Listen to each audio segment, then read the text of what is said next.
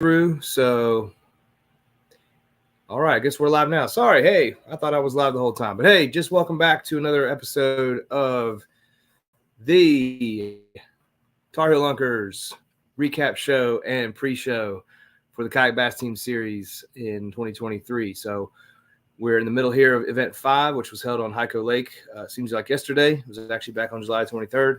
And we're getting ready to jump over to Kerr Lake / Bugs Island Reservoir for event number 6 coming up this Saturday. So we're going to dive in a little bit. Got a couple anglers here from all three teams. It's awesome to see. We'll talk a little bit about Hyco, like I said, see what the other guys thought. And then we'll talk about upcoming. So just a reminder, as we dive in, two things I want to talk about. One, we're going to do our hat giveaway again. So it was awesome. I don't know what the odds are. Hopefully the gentleman that won it went and bought some lottery tickets because he guessed the winning length on the dot, which was 183 inches. Spot on. I was actually pushing for 182. That was my thought. So for someone, that didn't have any real intel on the lake, to pick 183 and nail it is pretty awesome. So congratulations. And if you want to jump in, I'll make the Facebook post here right after this broadcast. It's very simple. Just go in, pick what you think the winning length is going to be for the winning team. It's the best 10 fish. If our minimum is 12 inches. So if we have 10, 12 inches, that's 120 inches. If we have 8, 10, 18 inches, that's 180 inches. I think we're going to be in the middle of that. That's just my guess, but we'll see what happens. The other thing, just want to recap. I mean, it's such a tight race this year with our teams. We're doing a points-based system this year. So right now, after 5 events, we're looking at the Tar Heel Lunkers in first place with 325 points. The Virginian Anglers right behind us with 300 points. And the Norfolk Privateers right behind them at 275 points. So it's anybody's ball game still. And keep in mind, we fished 6 events, but it's your best 5 scores. So I really think it's going to come down to the wire.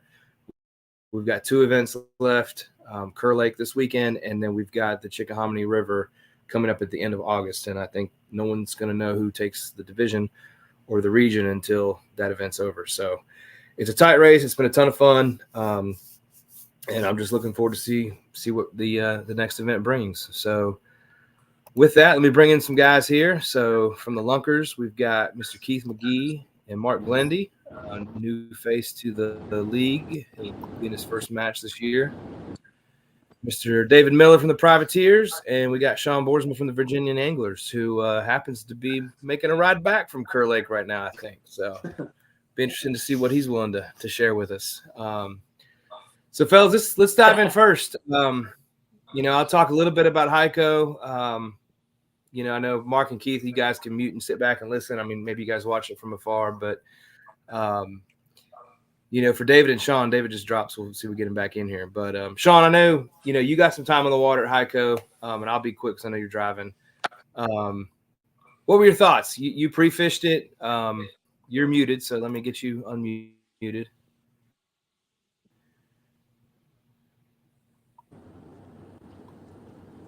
There you go. So, yeah, let's talk about Hyco real quick, man. What'd you think? You pre-fished it some, and then Tourney Day I think was a little different for you. What'd you think of Hyco?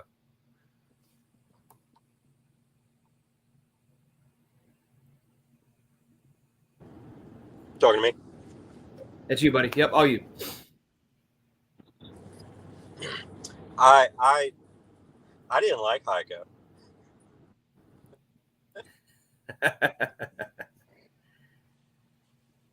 He said he didn't like it, and I got a big smiley face to freeze up on him. So interesting. It was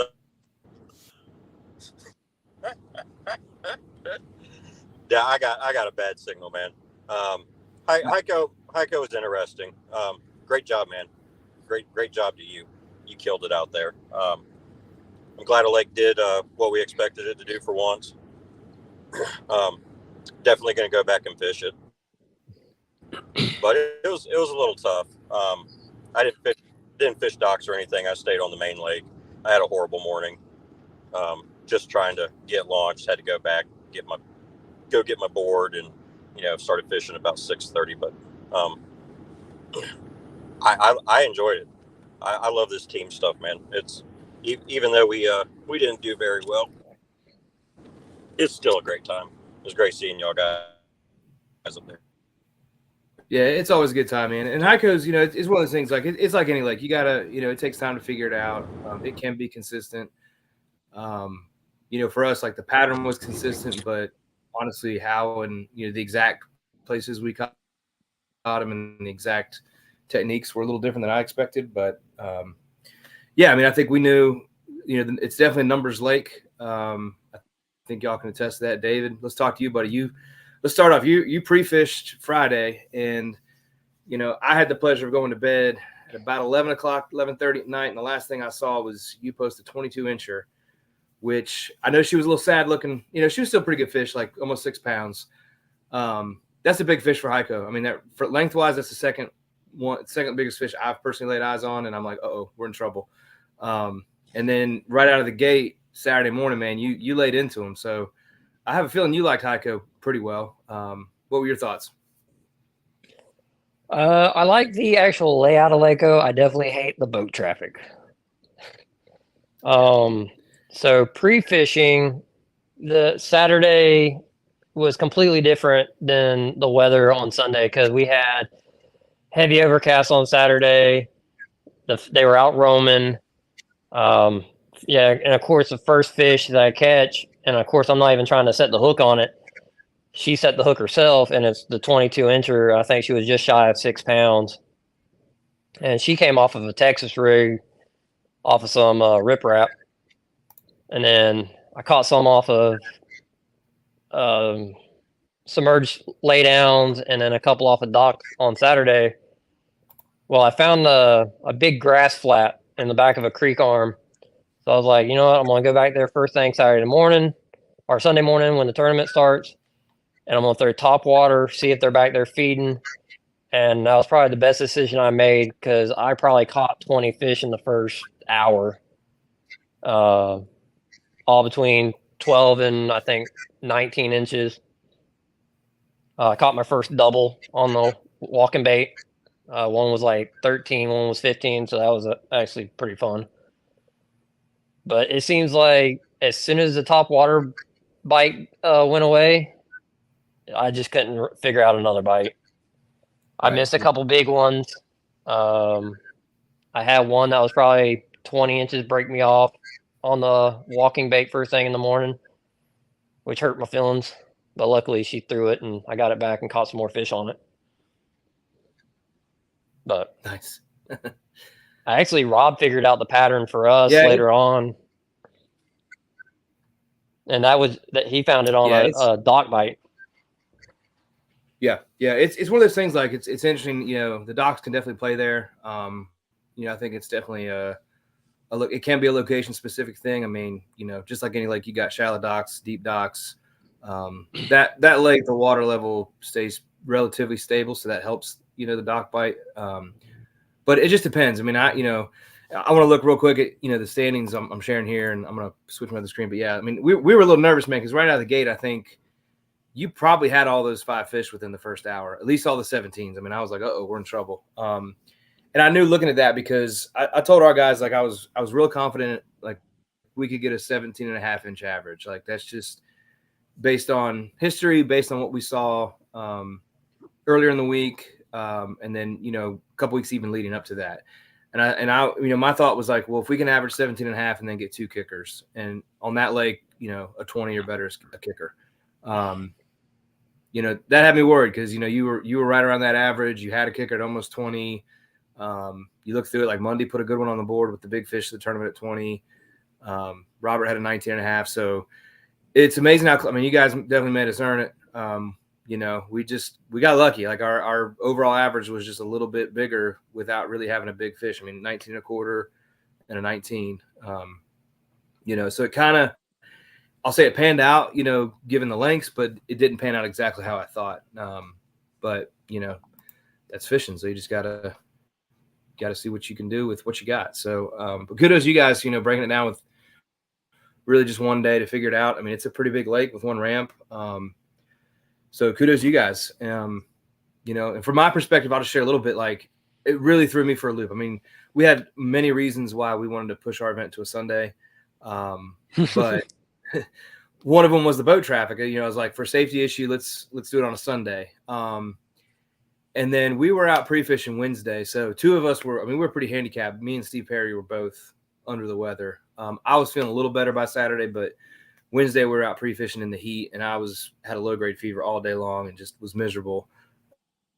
But to that point, Wednesday we saw some bass boats out. When I say some, you know, for that lake, honestly, you know, if you see more than 3 or 4, something's going on. I was like, man, there might be a tournament on Saturday, which would be weird. Well, lo and behold, there wasn't a tournament Saturday. Turns out it was on Sunday. So I was just thrown for a loop. We got to the ramp early. You know, luckily we were able to push out before the tournament went out. Luckily, I don't think it impeded a whole lot. Hopefully nobody had any issues with the boaters, at least in the tournament.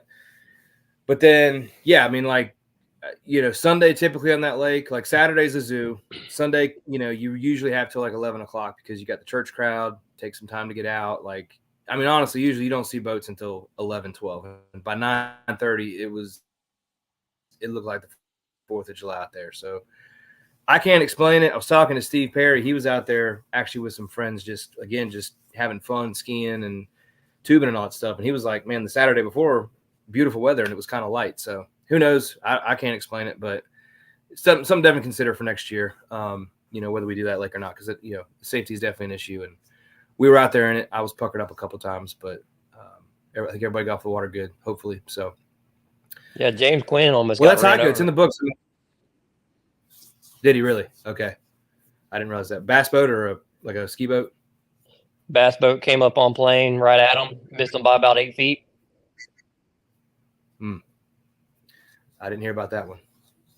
I'll talk to him.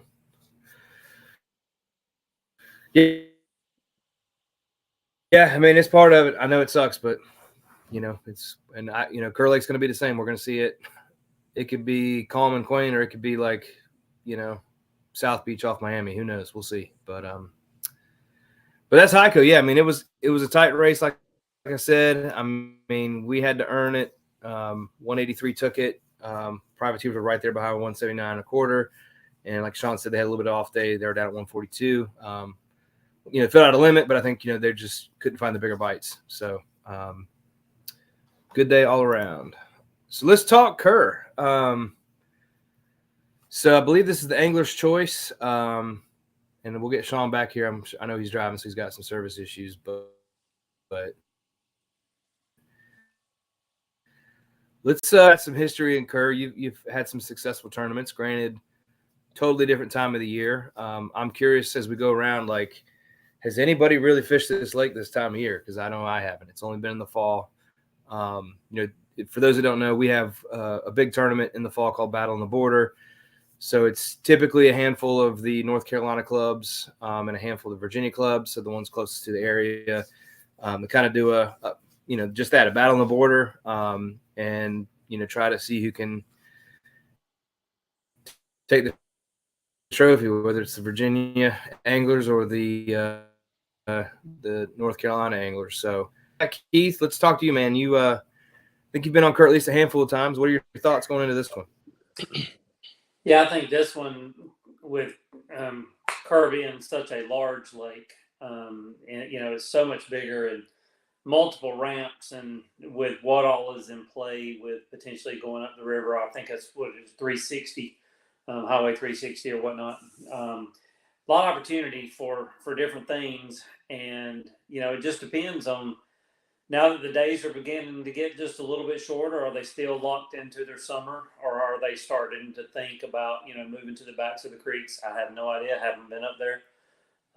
So it's going to be interesting.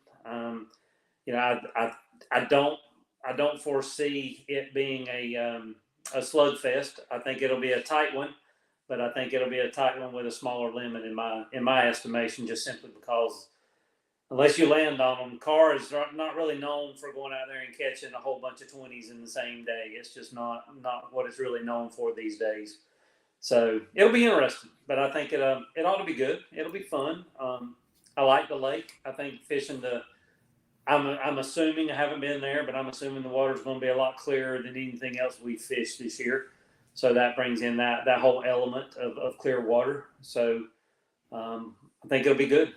It'll be fun.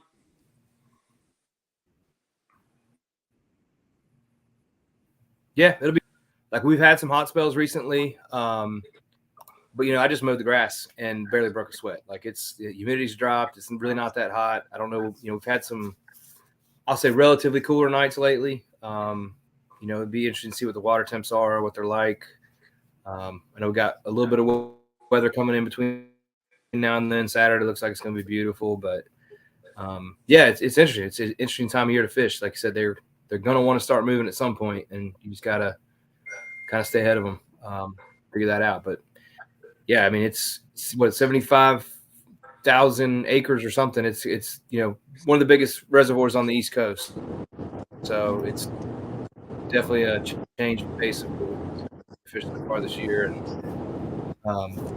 Sean, well, I got good signal, man. Let me jump to you real quick. You're coming back. What are your thoughts on Kerr? Have you ever fished at this time of year other than today, or you guys picked it, so you must have some intel? I went Sunday, and then we went again today. The catfish are biting. They're biting real good. Some big ones in there, right? The blues. I guess they got blues and flatheads in there. Mostly blues, I think. Yeah, we caught some blues today. James caught about a 6-pounder, so those things were thumping hard. I hooked into something today. He bit it right at the kayak. As soon as I set the hook, started diving down, and that was all she wrote. Lost him. A second chatterbait I lost. I'm a little upset at this lake now. The fish biting though. Well, good, yes. I mean, like so we're gonna have a little bit of weather coming in between now and then. He was saying, like, historically, it's hard to find a big bite on this lake. Not that it's impossible, but bag to win. I think lately 12 to 14 is probably more, puts you up there. So it'll be interesting. I mean, I know, as of late, one of the things I've noticed the change is, the Alabama spotted bass have moved into certain areas of the lake. I fished got a couple. Yep. So I'm sure they're spreading. I fished in 2020 in the fall, didn't see a single one, and went back and fished history in 2021, and everything but one fish was spotted bass. So they took over and kind of destroyed a good spot that I loved. I would love to fish this time of year, but I'll probably write it off and not even visit it. So, but yeah, well, good. Glad you guys. Yeah, my first 3 tournaments on this lake, I didn't catch a fish in a tournament, so I was very proud of myself of being able to catch more fish in one day than I did in 3 tournaments combined. Well, I was gonna say, keep it up on Saturday. Let's keep the trend going. Just kidding. Yeah.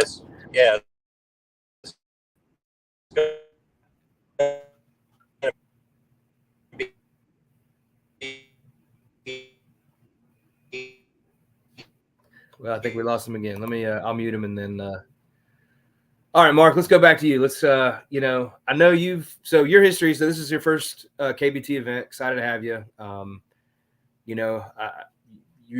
Obviously I know, historically you're able to break down bodies of water very well. You're very methodical. You're, flexible. But one thing I want to talk about is, you've got at least a little bit of history. I don't know if you ever fished Kerr, but, back in the day before you got in the kayak fishing, you used to do a lot of co-angler events on the big boats. So what is your experience on Kerr Lake, if any? Yeah, a lot of mine was during the time when they still had a lot of grass in the lake. So, we'd go and find certain areas of the lake that we could go and throw swim jigs or, top waters and, find some rocky areas around where there was also grass and that, and you could throw, something on the bottom. But I haven't been there in a number of years now, moving into the kayak stuff and not having a ton of kayak events on it was just, it's going to be a lot of praying that, the fish are in the areas that I, can look at the map and see, certain features that I feel should be holding the fish out on a lake like that. The one lesson that we learned from the lakes, around Raleigh here is when they kill the grass, the next thing they start focusing on is bait. So what areas look like they're going to be holding bait, in the morning, and where is that bait going to move to in the middle part of the day, and just trying to, like you said, stay flexible, look for the fish, not burn too much time in any certain spot here or there, and just make sure that if you're not seeing them, you're moving to try and find them. I think that's really going to be the best approach for me, with not having been out there in a long time, not having been out there on a kayak prior to this week, and it'll be interesting. I think everybody's kind of on the number as far as size wise. I think the biggest fish I ever saw come out of there during the boat tournaments that I fished was about a 5-pounder, which, I mean, you're looking at one fish that's 21, maybe 22 inches, and all the others. I mean, most of the boat tournaments I fished out there were the bigger tournaments were maybe one with 15 pounds, and then the smaller tournaments, I actually won one out of the back of the boat. The guy in front of me was catching pickerel all day, throwing the exact same swim jig, and I caught 6 fish, and I think I only had like 11 or 12 pounds that day though, and won the whole thing from the back of the boat, which I can just go to speak to the size that I think we're going to probably see, especially this time of year. If you find a big school though, something that you see down here in the Raleigh area lakes is, if you find a school of 18 to 20 inchers chasing bait, you can catch 5 18 to 20 inchers, but they're far further and fewer between than we definitely hope they would be, but that's just what everybody's playing with. Yeah. Well, and to that point too, like looking back at history, and take this with a grain of salt, like this is the 2020 Battle on the Border. So that day there was a 95 fish caught across 34 anglers. Winning total was 84 and a half. That's right at a 17-inch average. Big fish that day, there was actually a unicorn found. Chris Decker found a 20 and a quarter that year. Unfortunately couldn't fill out a limit, so that would have really done some damage. I mean, other than that, I mean, the biggest fish I see is like 18 and 3/4, and then a lot of 17, 16s. And then looking back, I don't have last season's because I didn't fish it, but looking at 2021, same event, which was October 23rd, about the same thing, like 79 and a half won the event. So, I mean, 16-inch average, if that. Big fish, I see a 19 and a half. Paul Roberts, I remember talking to him how he caught that and where he caught that. But other than that, like you got a couple 18 and 3/4, but it's, there's a 19, but it's, it's if you can get a limit, it's going to, like he said, it's going to be tight to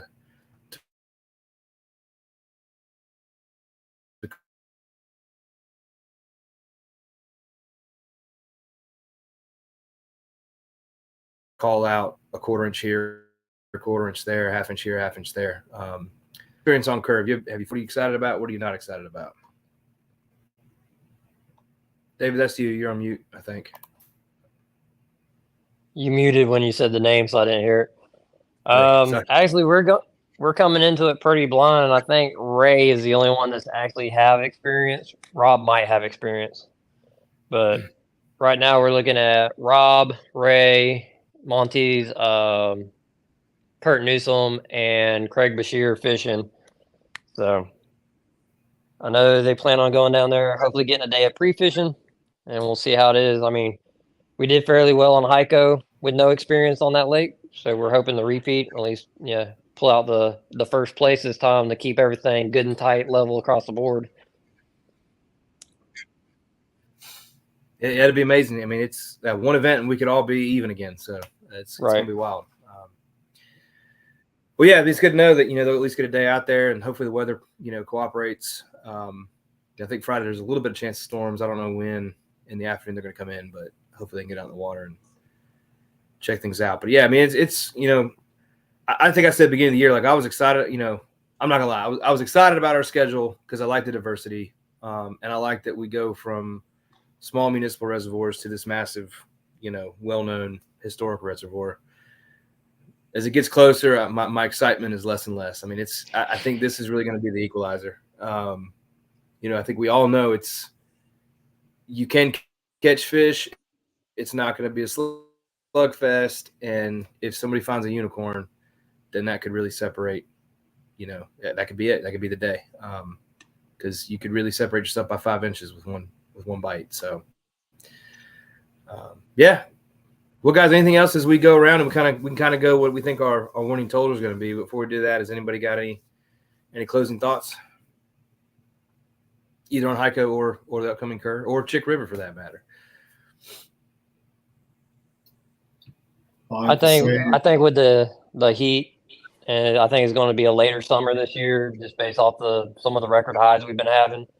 It's going to be a battle of who gets on the fish early in the morning is definitely going to set the pace, and who can maintain that higher average, because we saw it on Hyco. We let off swinging and we lost the bite. And I think we did that on what was before Hyco? Western Branch. Western Branch. We did the same thing. I caught all those 16s fairly early at noon. My bite died, and then the anglers were able to find their bite after lunch. So I think, like you said, it's anyone game at this point in the series, and it's going to be a battle of inches the last 2 games. Yeah. Well, it's wild to that point. And I know I've said to that point a lot tonight, but it's interesting because I went back. I actually see if I can find it real quick. I was tracking our points to make sure everything was lined up, and just out of curiosity, I wanted to look at total inches as well, because it could be that could come down to a tie break, and it's amazing. It's wild.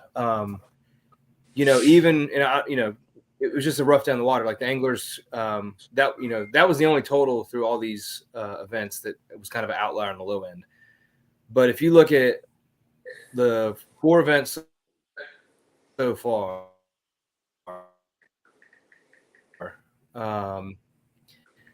there is 21 inches total. So 1 fish separating first place and last place in the region right now. That just blows my mind. I mean, it's so tight. It's 6 inches separating first and second. So it's just crazy how tight it's been. And, it's a testament to how good the anglers on all 3 of these teams. And it's just a blast. I mean, it's a ton of fun. So Mark, you're getting ready to say something. What were your thoughts here? Closing thoughts. Yeah, I was going to say another thing with cars, you've got a variety of fish too. I mean, you've got stripers in there, you've got freshwater drum, you got, largemouth, you got pickerel in there. Like I mentioned earlier, my buddy was catching pickerel out of the front of the boat doing the exact same thing. And finding the right fish, the right size, can be interesting even with all the electronics and everything we've got nowadays. And then just it's going to be tight. I'd say, I know this might be jumping a little bit ahead, but I'd say somewhere between like 145 and 150. I wouldn't be surprised if that's the winning inches. Maybe if some guys find some good schools, bump up to around 160 to 165. But like you mentioned, the overall, you might get a lot of 15, 16s and 18, and then maybe you have to deal with a 13 or a 14 in the bag too. So I hope that it exceeds our expectations, but that's kind of my gut feeling right now is I'd say probably about 150.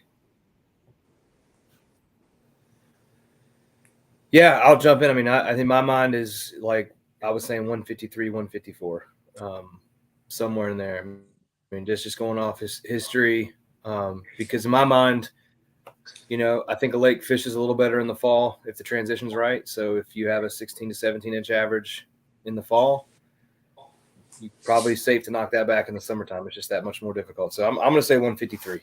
That's my guess. Keith, what do you think? 156. That's what was in my head from what I've been thinking about today. So 156. 158.75. Hey, All right, David, you're up. You got it. All right. So all three of y'all put your guesses in on the Facebook when I make it, and we'll see if anybody nails it. Yeah, I mean, I hope we're wrong. I hope we're, somebody can crush that. But I think we're all in agreement that it's, it's this is going to be the toughest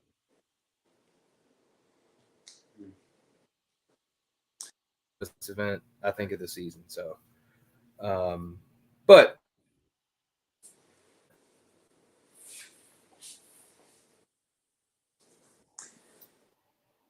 I mean, it'll be fun and have a drink matter. So, all right. Well, guys, unless you got anything else, I think we'll close it for tonight. Like I said, I'll put the Facebook post up. If anyone wants a free hat, go and put your guesses, share away.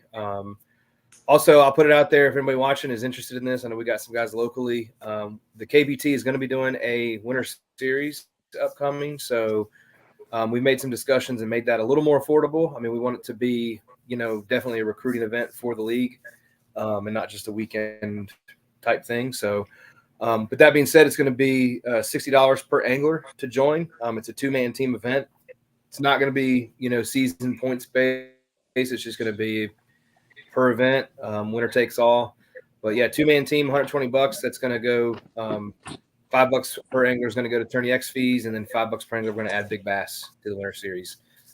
So it should be a pretty good payout. Like if we can get 10 teams on a body of water, it should be about $1,000 payout for the winning team. So it's a pretty good weekend. You can do a little Christmas shopping with that, and it's just something we can keep the momentum going and hopefully gain some more interest from outside, the league right now. We're going to be finalizing lake choices. It's still going to be region based. So I think, we'll do 2 in the Tidewater, Virginia area neck of the woods, 2 somewhere in central North Carolina. And then I think 1 we can branch out, maybe central Virginia, and then 1 maybe we can branch out towards Charlotte or somewhere in the central or even western part of North Carolina, to gauge some interest out there. So there'll be some posts. Look out for it. But with that, gentlemen, I appreciate it. Safe travels. Tell your anglers be safe on the water, and we'll talk to y'all soon. Have Adios. a good evening. Good night. Thanks, Steve.